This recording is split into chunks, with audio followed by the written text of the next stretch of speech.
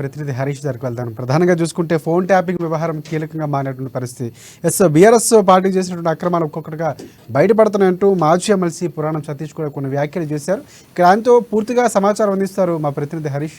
ఆయన ఏమంటున్నారు, దానికి సంబంధించి పూర్తి అప్డేట్ చేయండి, చెప్పండి హరీష్.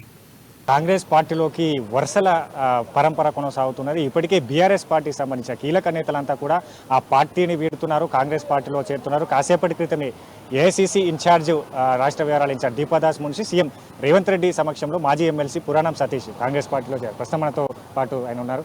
ఎందుకు ప్రధానంగా బీఆర్ఎస్ పార్టీని వీరు కాంగ్రెస్ పార్టీలో చేరడం గల కారణం? బీఆర్ఎస్ పార్టీ చేసినటువంటి అవినీతి ఆరోపణలు, బీఆర్ఎస్ పార్టీపై వస్తున్నటువంటి ఫోన్ ట్యాపింగ్, బీఆర్ఎస్ పార్టీపై వస్తున్నటువంటి యాదాద్రి టెంపుల్ లోపల 400 కోట్ల అవినీతి, వీళ్ళు ఎవరిని వదిలిపెట్టారు? ఎవరిని వదిలిపెట్టలేదు. ఎక్కడ పడితే అక్కడ దాచుకున్నారు కనుక ఇవాళ గవర్నమెంట్ పోయిన తర్వాత జరిగిన ఎంక్వైరీ లోపల వాస్తవాలు తెలుస్తున్నటువంటి పరిస్థితులలో ఇవాళ పార్టీని వీడి ఇవాళ కాంగ్రెస్, తెలంగాణ ఇచ్చిన కాంగ్రెస్ పార్టీని ఇవాళ కండువాగా పోవడం జరిగింది. మీరు బీఆర్ఎస్ పార్టీలో కీలకంగా పదవులు కూడా మీరు అనుభవించారు. ఇప్పుడు పార్టీలో ఏమైనా ఆఫర్ చేశారా కాంగ్రెస్ పార్టీలో? లేదు. కాంగ్రెస్ పార్టీ లోపల ఆశతోనే మేము రాలేదు, ఆశయంతో వచ్చినాం. కాంగ్రెస్ పార్టీలోకి ఆశయంతోనే వచ్చినాం తప్పితే ఆశతో రాలేదు. 17 సంవత్సరాలు బీఆర్ఎస్ పార్టీకి చేసినటువంటి సేవకు ఇవాళ కాంగ్రెస్ పార్టీలోకి వచ్చి ఆ బురదను కడుక్కుని సోనియా గాంధీ రుణం, రాహుల్ గాంధీ రుణం తెచ్చుకునేందుకు, కాంగ్రెస్ పార్టీ రుణం తెచ్చుకునేందుకు, తెలంగాణ ఇచ్చినటువంటి కాంగ్రెస్ పార్టీ రుణం తెచ్చుకునేందుకు ఈ పార్టీలోకి రావడం జరిగింది. ప్రధానంగా ఫోన్ ట్యాపింగ్ పై ఆరోపణలు చేస్తున్నారు. ఈ ట్యాపింగ్లో ఎవరెవరు ఉన్నారు కీలకంగా? ఈ ఫోన్ ట్యాపింగ్ లోపల మేము కూడా టీవీలలో చూసింది, ఎందుకంటే ఎంక్వైరీ ఆఫీసర్ని కాదు. ఆ ఎంక్వైరీ లోపల నా భాగస్వామ్యం లేదు.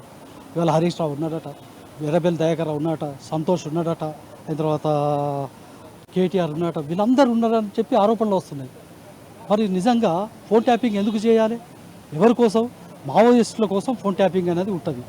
నువ్వు ప్రతిపక్ష నేతలపై చేస్తే వాళ్ళ ఇళ్లలో జరిగే విషయాలు కూడా తెలుసుకుంటావా? నువ్వు ప్రైవేటు వ్యక్తుల బెడ్రూమ్లలో కూడా ఫోన్ దూరుతుందా? నీ ఫోన్ దూరింది ఎట్లా ఉంటుంది చెప్పండి? సెలబ్రిటీల ఫోన్ ట్యాపింగ్ చేసి వాళ్ళ విడాకులకు కారణమైనవు, ఎంతోమంది ఆత్మహత్యలకు కారణమైనవు, వాళ్ళ రియాల్టర్లను బ్లాక్మెయిల్ చేసి పైసలు వసూలు చేసినావు. నగల వ్యాపారులకు నీకేం సంబంధం అండి? వాళ్ళ వ్యాపారం వాళ్ళు చేసుకుంటుంటే వాళ్ళ ఫోన్లు ఎందుకు ట్యాపింగ్ చేయాల్సి వస్తుంది? వాళ్ళకు ప్రభుత్వానికి ఏం సంబంధం? అంటే బ్లాక్మెయిల్ చేసి డబ్బులు సంపాదించుకునేది. అందుకోసం నేను చెప్పేది ఒకటే, ఫోన్ ట్యాపింగ్ ఎవరు చేసినా వాళ్ళందరూ కూడా బాహ్య ప్రపంచంలో ఉండటానికి వీల్లేదు, జైలుకి వెళ్ళాల్సిందే. Thank you very much. ఇట్లా ఇప్పుడు కాంగ్రెస్ పార్టీ సంబంధించి బీఆర్ఎస్ పార్టీలో చాలామంది చేరిపోతున్నారు. ఎట్లా ఉండబోతుంది అక్కడ బీఆర్ఎస్ పార్టీ పరిస్థితి ఏంది? ఇప్పుడు కాంగ్రెస్ పార్టీ ఎన్నికలు, బీఆర్ఎస్ పార్టీ ఖాళీ అవుతున్నది. ఇక బీఆర్ఎస్ పార్టీ అన్నది ఉండదు. అది ఒక చరిత్రగా చెప్పుకుండే. గతం లోపల బీఆర్ఎస్ పార్టీ ఉండే, ఇట్లా కేసీఆర్ గారి నాయకత్వంలో కుటుంబ పాలన ఉండే, కల్వకుంట్ల కుటుంబ పాలన లోపల కోట్ల రూపాయలు సంపాదించుకున్నటువంటి అవినీతి పార్టీ అని చెప్పి చరిత్ర చెప్పుకునేది అక్కడికి వస్తుంది తప్పితే ఇది లేదు. రైట్. ప్రధానంగా బీఆర్ఎస్ పార్టీ సంబంధించి కూడా కీలక అయితే అవినీతి ఆరోపణలు ఎదుర్కొంటుంది. ఫోన్ ట్యాపింగ్లో కూడా కీలక నేతలు హరీష్ రావు కావచ్చు, కేటీఆర్ కావచ్చు, అందరి పేర్లు వినిపిస్తున్నాయి. ఆ పార్టీలో ఇమ్మడలేక పార్టీని అందరికీ కీలక నేతలంతా కూడా వీడుతున్నారు.